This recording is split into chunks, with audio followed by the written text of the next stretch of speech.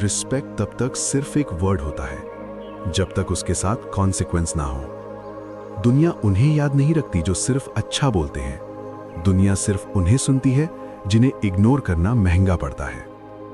आज के लॉस तुम्हें लाउड बनना नहीं सिखाएंगे, क्योंकि शोर अक्सर कमजोरी का साइन होता है।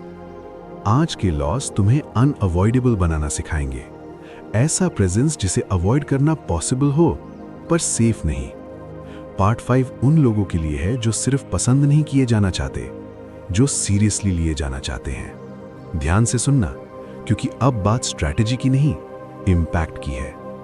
जब कॉन्सिक्वेंस सेट हो जाता है, आवाज की जरूरत खत्म हो जाती है। हर इंसान के पास एक वीक पॉइंट होता है, किसी का ईगो, किसी का स्टेटस, किसी का इनसिक्योरिटी।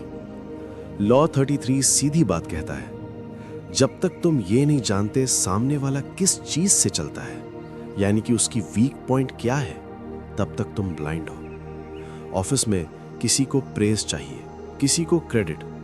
कॉलेज में किसी को अटेंशन, किसी को वैलिडेशन। जिस दिन तुमने उसका थंब स्क्रू पकड़ लिया, कंट्रोल शोर से नहीं आता, कंट्रोल क्वाइटली आ जाता है। जिस दिन तुम उसकी वीकनेस समझ गए, उस दिन तुम्हें फोर्स की जरूरत नहीं रहती। लोग तुम्हारी वैल्यू तुम्हारे वर्ड्स से नहीं, तुम्हारे बिहेवियर से डिसाइड करते हैं। जो खुद को चीप ट्रीट करता है, दुनिया उसे सस्ता ही समझती है। इसीलिए लॉ 34 सीधी बात कहता है, act like a king to be treated like one. Office में जो बाउंड्रीज नहीं रखता, उसकी रिस्पेक्ट धीरे धीरे लीक होती रहती है। कॉलेज में जो डेस्परेशन दिखाता है, उसे लाइटली लिया जाता है। किंग बनना एक्टिंग नहीं होता, किंग बनना होता है स्टैंडर्ड्स। जैसा तुम खुद को ट्रीट करते हो, दुनिया भी तुम्हें वैसा ही ट्रीट करती है। हर मूव का एक सही वक्त होता है। जल्दी बोल दिया तो पावर चली जाती है, लेट बोल दिया तो मौका हाथ से निकल जाता है। तो क्या करना है? सिंपल, लॉ 35 फॉलो करो। ये द 48 लॉज ऑफ पावर के सबसे पावरफुल रूल्स में से एक है। मीटिंग में जब सब इमोशनली हाई होते हैं, डिसीजन मत लो। जब सब थक जाते हैं, जब ईगो नीचे आ जाता है, तब क्लैरिटी जीतती है। पावर स्पीड का गेम नहीं है, पावर टाइमिंग का गेम है। जो वक्त को कंट्रोल करता है, वही रिजल्ट को कंट्रोल करता है। Disdain things you can not have. जो तुम चेस करते हो, वो तुमसे भागता है। जो तुम इग्नोर करते हो, वो तुम्हें नोटिस करता है। ऑफिस में जो रोल के लिए भीख मांगता है, उसे इंतजार करना पड़ता है। जो काम रहता है, उसे अप्रोच किया जाता है। डिटैचमेंट वीकनेस नहीं होती, डिटैचमेंट मैग्नेट होती है। जो चेज नहीं करता, वही अट्रैक्ट करता है। Law 37, create compelling spectacles.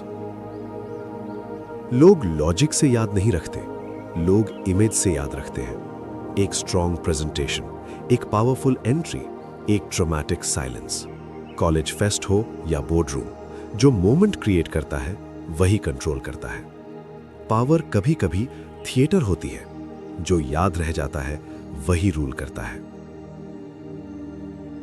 Law 38, think as you like but behave like others. जो क्राउड से अलग दिखता है, क्राउड सबसे पहले उसी पे अटैक करता है। पावर का रूल ये नहीं कि तुम सच मत सोचो, रूल ये है सच दिखाओ मत।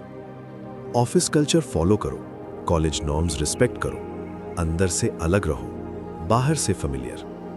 कैमोफ्लाज ही सर्वाइवल है, जो ब्लेंड नहीं होता वो बच नहीं पाता। Disdain things you can not have. जो तुम चेस करते हो, वो तुमसे भागता है। जो तुम इग्नोर करते हो, वो तुम्हें नोटिस करता है।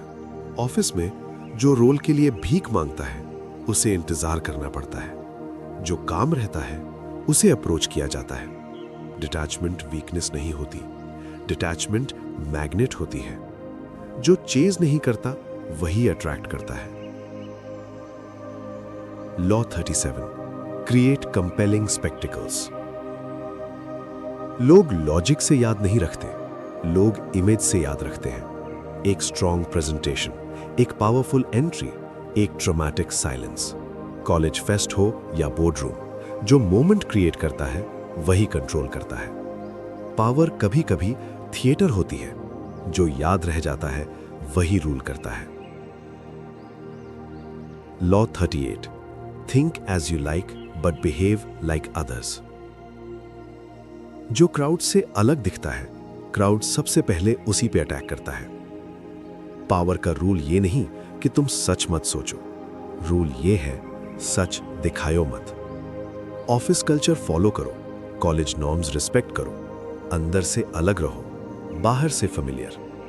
कैमोफ्लाज ही सर्वाइवल है, जो ब्लेंड नहीं होता वो बच नहीं पाता। Law 39, stir up waters to catch fish. जब लोग काम होते हैं वो रैशनल होते हैं, जब लोग इमोशनल होते हैं वो प्रिडिक्टेबल हो जाते हैं।